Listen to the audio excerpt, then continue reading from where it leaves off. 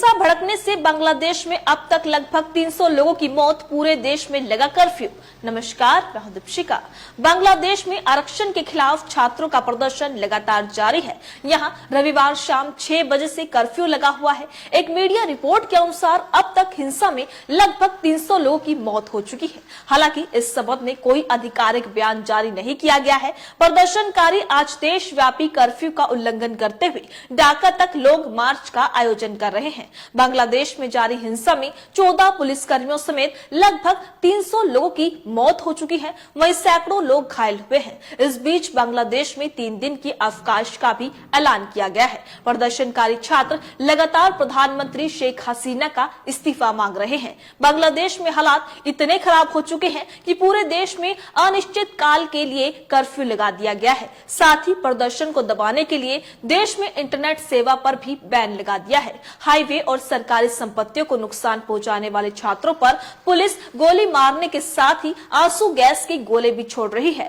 प्रदर्शनकारियों की पुलिस से 20 जिलों में झड़प। छात्र देश में असहयोग अभियान चला रहे हैं। रविवार को पुलिस बलों और प्रदर्शनकारियों की कम से कम 20 जिलों में झड़प हुई। इस झड़प में पुलिस मुख्यालय के अनुसार हिंसा में अब तक देश भर में 14 पुलिसकर्मी मारे गए हैं। यहां तक कि 300 से ज्यादा पुलिसकर्मी घायल हुए हैं। प्रदर्शनकारी लगातार प्रदर्शन करके प्रधानमंत्री शेख हसीना पर इस्तीफा देने के लिए दबाव बनाए रखना चाहते हैं। क्या है प्रदर्शनकारियों की मांग, आइए आपको बताते हैं।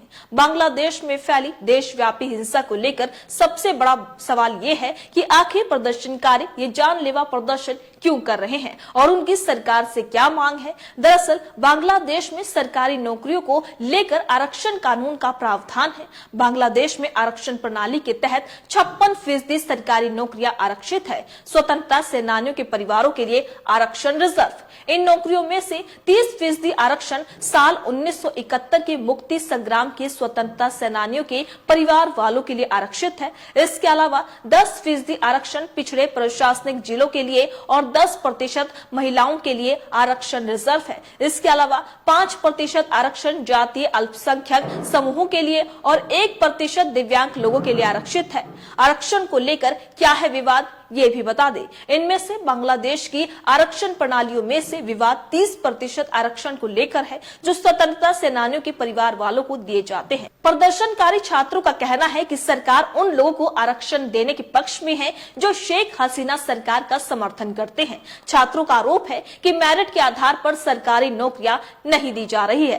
पिछले महीने हिंसक विरोध प्रदर्शन शुरू हुए। बांग्लादेश की सरकारी नौकरियों में 30% आरक्षण की कोटा प्रणाली को लेकर पिछले महीने हिंसक विरोध प्रदर्शन शुरू हो गए थे। जैसे जैसे ये प्रदर्शन तेज होता गया, सुप्रीम कोर्ट ने कोटा घटाकर 5% कर दिया, जिसमें से 3% सेनानियों के रिश्तेदारों को दिया गया, जिसके विरोध में लगातार हिंसा हो रही है। तो आप देख सकते हैं कि बांग्लादेश में सरकारी नौकरी में आरक्षण खत्म करने और प्रधानमंत्री शेख हसीना के इस्तीफे की मांग कर रहे प्रदर्शनकारियों और सत्तारूढ़ पार्टी के समर्थकों के बीच भड़की हिंसा में अब तक 14 पुलिसकर्मियों समेत करीब 300 लोगों की जान चली गई है। हिंसा में हजारों लोग घायल भी हुए हैं। इस खबर को लेकर आपकी क्या राय है, अपनी राय कमेंट बॉक्स में लिखकर हमें जरूर बताइएगा। इसी तरीके से देश और दुनिया से जुड़ी हर छोटी से बड़ी अपडेट के लिए FBN यानी फ्रंटलाइन ब्रेकिंग न्यूज के साथ बने रहिएगा।